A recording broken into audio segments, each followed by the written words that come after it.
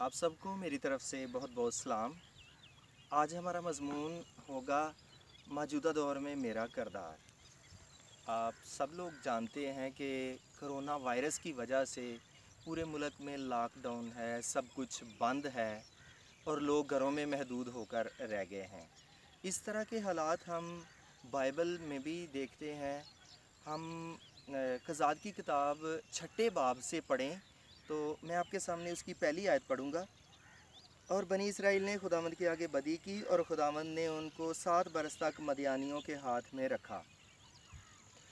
تو یہاں پر اس دور کے اختتام پر جدعون قاضی بنا اور بنی اسرائیل نے خدا کے نظر میں بدی کی اور خدا نے انہیں مدیانیوں کے ہاتھ میں کر دیا اور وہ ان پر ظلم کرتے، اور بنی اسرائیل اس طرح مشکل حالات میں تقریباً بلکہ 7 سال تک وہ غاروں میں پہاڑوں میں چھپ کر رہتے تھے، جیسے آج کل ہم بھی گھروں میں تقریباً 2 ماہ سے چھپ کر رہتے ہیں، کیونکہ باہر خاموش نظر نہ آنے والا دشمن ہے۔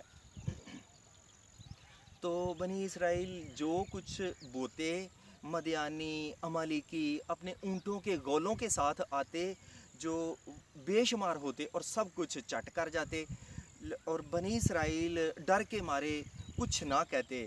آخر کر خدا نے ان کی فریاد کو، رونے کو سنا اور خدا نے جدعون کو برپا کیا، اور جدعون نے معجزانہ طور پر بنی اسرائیل کو مدیانیوں کے ہاتھ سے رہائی بخشی۔ خدا ہمارے لیے بھی کوئی جدعون جیسا وسیلہ بنا دے جو کرونا کو شکست دے اور دنیا پھر سے بحال ہو جائے۔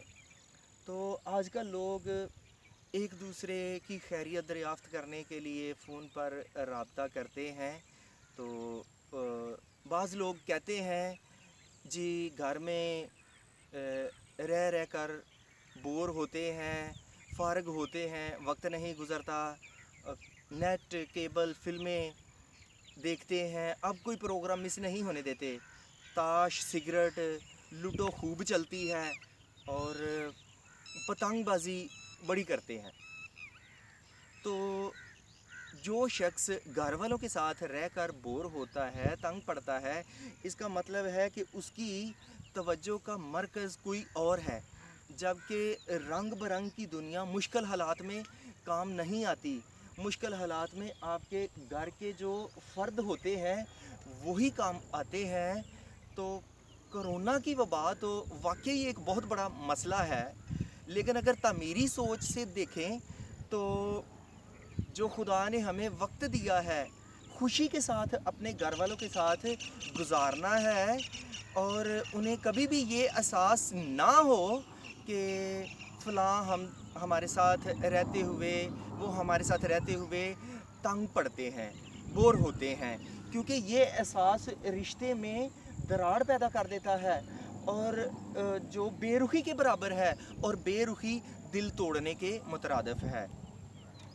تو پھر لوگ کہتے ہیں وقت نہیں گزرتا۔ تو جس چھت کے نیچے آپ سوتے ہیں، آپ کو سکون دیتی ہے، اس کے آرام و سکون کے بارے میں اور اسے آراستہ کرنے کے بارے میں وقت ہونے کے باوجود بھی وقت نہیں دیا جاتا، یہ تربیت کی کمی سے ہے۔ بہت بڑا خلا رہ جاتا ہے، کیونکہ ہوٹل اور گھر میں بہت زمین آسمان کا فرق ہے۔ تو اگر کوئی ایسی سوچ رکھتا ہے تو یہ بہت غلط بات ہے۔ گھر کا کام ہمیں گھر والوں کے ساتھ مل کر کرنا ہے۔ تو جو اپنے گھروں کی قدر کرنے والے لوگ ہیں وہ کہتے ہیں جی گھر کے کام تو ختم نہیں ہوتے، اور پھر یہ بھی کہ اگر کوئی اس نعمت کی قدر نہ کرے تو جن کے گھر ہوتے بھی ہیں ان کے بھی گھر نہیں رہتے۔ جس شے کی کوئی قدر نہ کرے وہ کھو جاتی ہے، اگر جس شے کی قدر آپ نہ کریں گے تو وہ بھی آپ کی قدر نہیں کرے گی۔ اگر گھر میں رہتے ہوئے کسی کو بوریت ہوتی ہے تو گھر کو بھی اس کی موجودگی سے بوریت ہونا شروع ہو جائے گی، اس لیے ایسے کبھی نہیں کہنا۔ تیسری بات، نیٹ کیبل لوگ بہت دیکھتے ہیں اور ذہن کو الٹی سیدھی باتوں سے اور خوف سے بھرتے ہیں، جبکہ خدا کو اس وقت میں سے تھوڑا سا بھی وقت نہیں دیا جاتا جو ہمیں سیدھے راستے دکھاتا ہے۔ اور یرمیہ 31 باب پڑھیں تو وہاں پر لکھا ہے، میرے لوگ میرے خوف میں چلیں تو میں ان کے غم کو خوشی میں بدل دوں گا۔ پھر چوتھی بات، انسان جو شوق لذتیں ہوتی ہیں انہیں خود اپنے آپ پر حاوی کرتا ہے، اور اسے اتنا شعور ضرور ہوتا ہے کہ میرا نفع نقصان کس میں ہے، تو انسان کو وہی شوق اپنانے ہیں جو اس کی ذہنی نشو و نما کا سبب بنے، نہ کہ تباہی کا۔ تو جو انسانی دل ہے یہ آزاد، ہیلے باز اور برائی کی طرف راغب ہوتا ہے، اس لیے اسے لگام ڈال کے رکھنا پڑتی ہے۔ تو آج کل لوگ گھروں میں رہتے ہیں تو پہلے کی نسبت زیادہ پتنگ بازی کرتے ہیں اور سمجھتے ہیں، اور جو قانوناً جرم بھی ہے، اور سمجھتے ہیں کہ ہم اپنے گھروں میں محفوظ ہوتے ہیں، جبکہ ہر آنے والی ڈور کو، پتنگ کو پکڑتے ہیں جو پتہ نہیں اپنے ساتھ کتنے اور کیسے جراثیم لے کر آتی ہے، اور پتنگ بازی کرتے ہیں وہ بھی کیمیکل کے ساتھ، جو ایک جان لیوا کھیل بن جاتا ہے اور وابڈا کا نقصان بھی کرتے ہیں۔ تو جو کیمیکل سے پتنگ بازی کی جاتی ہے یہ پتنگ بازی کا مزہ ہی کرکرا کر دیتی ہے۔ یہ ایسے ہے جیسے ایک نوجوان آدمی گیسی غبارے سے کھیل رہا ہو، کیونکہ کیمیکل میں کسی قسم کا کنٹرول ہی نہیں رہتا، تو پتنگ بازی ڈور سے اور مچھلی تندی سے پکڑی جاتی ہے۔ تو خدا آزمائش کا ایک وقت ہوتا ہے، تو ہمیں اس آزمائش کے وقت میں ثابت قدم رہنا ہے، اور زبور 37 میں لکھا ہے، خداوند میں مسرور رہ تو وہ تیرے دل کی مرادیں پوری کرے گا۔ تو ہمیں محلے والوں کو اور حکومت کو مزید پریشان نہیں کرنا۔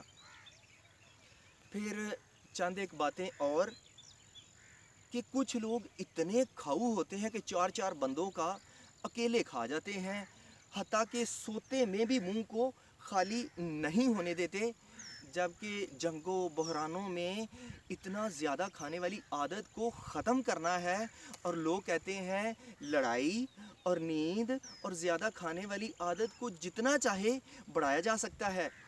تو کچھ لوگ زندہ رہتے ہیں کام کرنے کے لیے نہیں، بلکہ راشن کا اجاڑا کرنے کے لیے زندہ رہتے ہیں۔ تو امثال 23 باب اور اس کی 21 آیت میں لکھا ہے، کیونکہ شرابی اور کھاؤ کنگال ہو جائیں گے اور نیند ان کو چیتھڑے پہنائے گی۔ تو اگر کسی میں ایسی کوئی عادت ہے تو اسے ترک کرنا ہے۔ اور پھر ہماری حکومت نے ہماری حفاظت کے لیے چرچوں کو بند کرنے کا حکم جاری کیا ہے، تو بعض چرچ پہلے کی طرح کھلتے ہیں، تو یہ لکھا ہے کہ اعلیٰ حکومتوں کے تابع رہو، اور کوئی حکومت ایسی نہیں جو خدا کی طرف سے نہ ہو۔ تو رومیو 13 باب میں لکھا ہے، اور پہلا سیموئیل اور اس کا 15 باب میں یہ لکھا ہے کہ حکم ماننا قربانی چڑھانے سے بہتر ہے، اور حکم ماننا چرچ میں عبادت کرنے سے بھی بہتر ہے، کیونکہ گھر میں بھی عبادت کی جا سکتی ہے۔ کچھ لوگوں کو ان کے فائدے کی بھی بات بتائی جائے تو انہوں نے چڑھتے پانی کو جانا ہوتا ہے، اور پھر ایسے لوگوں کو قانونی ڈنڈے یا کرونے کی زبان سمجھ آتی ہے۔ تو جو لوگ انٹرنیٹ پر خدمت کرتے ہیں وہ خدمت نہیں ہوتی، انہیں کرونا کی وجہ سے بڑا دھچکا لگا ہے، کیونکہ مغربی دنیا کے اپنے مالی حالات بری طرح متاثر ہوئے ہیں، اور وہ تو اب خود مدد کے مستحق ہیں، لیکن جنہیں جھوٹ بول بول کر سب کچھ حاصل کرنے کی عادت پڑی ہو، وہ ایسے حالات میں بھی کچھ نہیں کریں گے، بلکہ اب وہ اپنوں کو لوٹنے کے بارے میں نئے طریقے سوچیں گے، جبکہ ان کے پاس بہت کچھ ہے اور وہ بھی کلیسیا کا دیا ہوا ہے، لیکن مشکل حالات میں وہ کلیسیا کی مدد نہیں کریں گے۔ تو بعض لوگوں نے گھر گھر میں عبادت کو بھی پہلے کی طرح جاری رکھا ہوا ہے، 19-20 کا بھی فرق نہیں پڑا، اور کہتے ہیں جی حکومت اپنے مفادات کی خاطر طول دے رہی ہے۔ تو اس لاک ڈاؤن کی وجہ سے عوام کی نسبت حکومت کو زیادہ نقصان ہوا ہے۔ تو جو حکومت ہمیں ہدایات کرتی ہے ہمیں ان پر عمل کرنا ہے، کیونکہ وہ ہماری بھلائی کے لیے ہے۔ اس لیے جو لوگ اپنے بڑوں کا کہا نہیں مانتے وہ حکومت کی بھی نہیں سنتے۔ اس لیے ہمیں انسان چاہے جتنی مرضی اونچی پرواز کر لے، جو والدین کی قدر نہیں کرتے انہیں زندگی میں سکون نہیں ملتا۔ متی کی انجیل 7 باب میں لکھا ہے کہ اس وقت وہ یسوع سے کہیں گے ہم نے تیرے نام سے نبوت کی، بدروحوں کو نکالا، معجزے کیے، اور میں اس وقت ان سے صاف کہہ دوں گا میری کبھی تم سے واقفیت نہ تھی، ان بدکاروں کو ہمیشہ کے عذاب میں ڈال دو۔ جو اپنے والدین کا اور حکومت کا نہیں مانتے کہا ہوا، ان کا آخرت میں بھی یہی انجام ہے۔ تو پھر لوگ فارغ ہوتے ہیں، وقت کا ضیاع کرتے ہیں اور صلاحیتوں کو کچلتے ہیں، اور کرنا شریفوں کو ٹھٹھوں میں اڑانا ہوتا ہے، اور وہ چپ اس لیے رہتے ہیں کیونکہ بے حیا بننے کے لیے تو سب لوگ بن سکتے ہیں، لیکن عزت دار بننے کے لیے خاموش رہنا پڑتا ہے، برداشت کرنا پڑتا ہے۔ جو جھکتا ہے پھل اسی کو لگتا ہے۔ تجربے سے بتا رہا ہوں، جو زیادہ باتیں کرتے ہیں، بے ربط باتیں کرتے ہیں، دراتے ہیں اور ہر موضوع پہ بات کرتے ہیں، ایک ٹکے کے بندے نہیں ہوتے۔ جو مختصر باتیں کرتے ہیں کام کے بندے ہوتے ہیں۔ وہ مختصر اسی لیے کرتے ہیں کیونکہ وہ کام کرنے والے ہوتے ہیں۔ اس لیے جو ایسے ہیں انہیں قیمتی اثاثہ سمجھ کر ان کی قدر کرنا سیکھیں۔ پھر جو صرف چھتوں اور گلیوں کی صفائی کرنا پسند کرتے ہیں، وہ صفائی نہیں بلکہ گند پھیلاتے ہیں۔ چھت کا کوڑا گلی میں اور گلی کا کوڑا دوسرے کے دروازے کے سامنے کرتے ہیں، جبکہ گھر میں کام کرنے والے بھی آتے ہیں تو گھر میں وہ کچھ نہیں کرتے، بلکہ بات بات پر جھگڑنا کہ سب پر میرا روب ہو، کسی کو کہنا میرے کپڑے استری کرے اور کوئی میری جوتی صاف کرے۔ ایسے جو لوگ ہیں، مزید بوڑھا باپ جو دل کا مریض ہے وہ گھر میں جھاڑو لگاتا ہے۔ ایسے لوگ صفائیاں کرنے والے نہیں ہوتے بلکہ گھروں کے گھر اجاڑنے والے ہوتے ہیں۔ وہ کسی ایک کے بن کے نہیں رہتے۔ کچھ لوگ اوپر سے جتنے خوبصورت ہوتے ہیں اندر سے اتنے ہی گندے اور ہیبت ناک ہوتے ہیں۔ آوارگی کی سوچ رکھنے والوں سے اتنا محتاط رہیں جتنا کرونے سے رہتے ہیں، کیونکہ یہ جہنم کا ایندھن ہوتے ہیں اور دوسروں کو بھی بنانے پر تلے ہوتے ہیں۔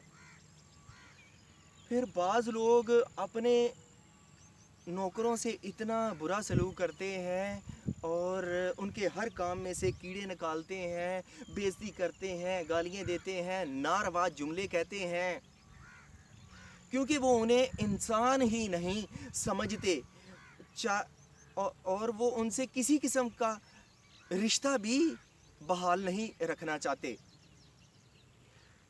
چاہے نوکر ہر ممکن کوشش کرے کہ اپنی مالک کی پسند کا کام ہو تو بھی وہ اس کی حوصلہ افزائی نہیں کریں گے۔ بائبل میں ایک مثال دیکھتے ہیں، آقا اور غلام کے رشتے میں بھی قدر پائی جاتی ہے۔ علی اظہر ابراہیم کا زندگی بھر نوکر رہا تو اس نے کبھی بھی ابراہیم کی شکایت نہیں کی تھی، اور وہ اپنے آپ کو ہر جگہ غلام کہتا ہے، جبکہ ابراہیم اسے گھر کا وارث کہتا ہے۔ تو اگر کوئی شخص ظلم پر ظلم کرے انسانیت پر، تو پھر خدا خود نیچے اتر کر سارے حساب برابر کر دیتا ہے۔ ہم دیکھتے ہیں کہ مصری بنی اسرائیل پر بہت ظلم کرتے تھے، اور خدا نے کہا آئے موسیٰ، آج کے بعد تو ان مصریوں کو پھر کبھی نہیں دیکھے گا، اور خدا نے ان سب کو بحر کلزم میں فنا کر دیا۔ انسانیت پر ظلم نہیں کرنا، ایسا نہ ہو کہ خدا ہم پر ظلم کی ٹھان لے۔ رشتوں کی قدر کرنی ہے، خدا بھی ہم سے رشتے کو بحال رکھے گا۔ پھر جو بظاہر کام کرتے ہیں اور حقیقت میں وہ کام نہیں کرتے، کیونکہ جو دکھاوے کے لیے کام کرتے ہیں وہ کام نہیں کرتے، اور جو دکھاوا نہیں کرتے کام وہی کرتے ہیں۔ وہ گھر میں اتنا سا کام کریں گے جیسے سڑک پر جاتے ہوئے کسی کی گاڑی کو دھکا لگا دیا جائے، تو پھر وہ دوستوں کو، رشتہ داروں کو فون کر کے بتائیں گے جی آج گھر میں بہت کام کر رہے ہیں، اور پھر تصویریں بنا کے فیس بک پر بھی اپلوڈ کریں گے، جبکہ دوستوں رشتہ داروں کو پتہ ہے کہ اس نے آج تک کیا کیا ہے اور کون کیا کرتا ہے۔ گھر کے کاموں کو خوشی سے کرنا ہے۔ والدین ان کی بڑی عزت کرتے ہیں، کیونکہ وہی والدین کا سہارا بنتے ہیں، جبکہ جو کام چور ہیں وہ ان سے حسد کرتے ہیں۔ اور دوسرا تسالنیکیوں میں لکھا ہے جسے محنت کرنا منظور نہیں وہ کھانے بھی نہ پائے۔ جبکہ آج کل حالات ایسے ہیں کہ سب کو کچھ نہ کچھ کرنا پڑے گا اور طریقے بدلنے پڑیں گے۔ تو انسان جو بوتا ہے وہی کاٹے گا، خدا کبھی کسی کا ادار نہیں رکھتا۔ حاصل کلام اب کرنا کیا ہے؟ آپ سوچیں گے کہ افضل نے کیا کیا ہے؟ تو میں نے معمول کے کاموں کے علاوہ بلی گھر میں بچے چھوڑ گئی تو انہیں پالا اور اردو ٹائپنگ کو سیکھا۔ تو ہمیں باقاعدگی کو اپنانا ہے کھانے پینے سونے جاگنے میں، کیونکہ یہ صحت کے لیے ضروری ہے۔ اور پھر والدین یا بیوی بچوں کے ساتھ مل کر کام کرنا ہے، اور آخر تک دل جمعی کے ساتھ، جو آخر تک ساتھ دیتا ہے انعام کا حقدار وہی ہوتا ہے۔ اپنی ذمہ داریوں کو ایسن طریقے سے ادا کرنا ہے، وقت بھی اچھا گزرے گا اور بوریت بھی نہیں ہوگی، گھرانہ خوشحال ہوگا۔ امثال 15 باب میں لکھا ہے کہ محنت والے گھر میں ذرا سا ساگ پات عداوت والے گھر میں پلے ہوئے بیل سے بہتر ہے۔ خدا ہمیں اس کلام سے برکت بخشے، آمین۔